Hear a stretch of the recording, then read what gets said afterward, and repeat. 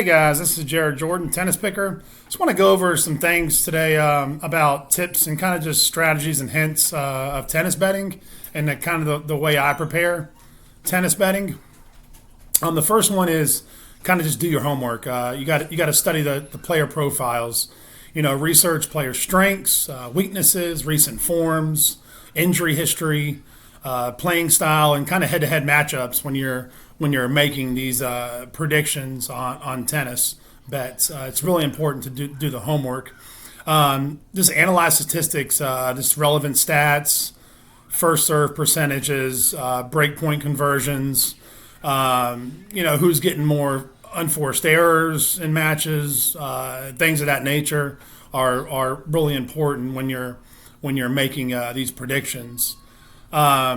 Huge part of this for me is surface specialties. You know, what surfaces they play on. Is it clay? Do they play good on clay like Nadal? Are they fast players? Can they slide around on clay? Can they perform on clay? Can they get to the ball to the net quick? You know, those things are really important. Hard surfaces, grass surfaces. It all plays a role because the ball moves differently on all three surfaces. So that's kind of what I look at also. And then evaluate tournaments. You know, are they good in master tournaments? Are they good in grand slams? Are they good in the quarterfinals? Are they good in the semifinals? Those kind of things are important because some players are ranked high but do poorly in longer situations. Point number two is finding value. Look for undervalued players. You know, don't always look for the favorites because the favorites win 65% of the time, and that's a good stat. And 35% of the time, the underdogs win. So you got to look at that. And even lower tournaments like tournaments that are not ATP, the beginner tournaments, smaller tournaments. So those are also important to look at. Look at value bets. You know, look if it's plus 200 or minus 200, and kind of look. You know what I talked about before, and looking at those strategies and really trying to figure out who's the better matchup. Because you can find really good matchups in tennis and good value. I mean, I hit Mubaka the other night.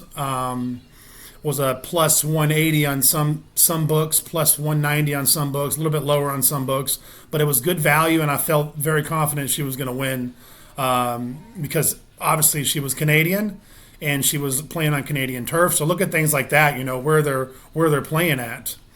And then we talked about it a second ago is just betting strategies. Number three, focus on money line bets. Parlays are cool, man, but you know, like FanDuel and DraftKings, a lot of people try these 10, 15 pick parlays. Those are cool, man. They win a lot of money, but they're very hard to win. So what I always stick to just a two-team parlay or two-player parlay is and look for good value. It's kind of how I look at when I'm doing money line or parlay bets. And money line, obviously look for value, but you're not going to always get it if it's the favorite. Let's see. Be selective. Be disciplined. Don't bet on every match. Just you bet on every match, you're not going to win. I mean, that's tennis, and like any sport, football, basketball, baseball. If you bet on every match, you're not going to win. So really do your stats, do your homework, and really look at what you're betting on. I love this is me. I'm a live bettor. So live betting, you got to watch. You got to watch the live bets as they go.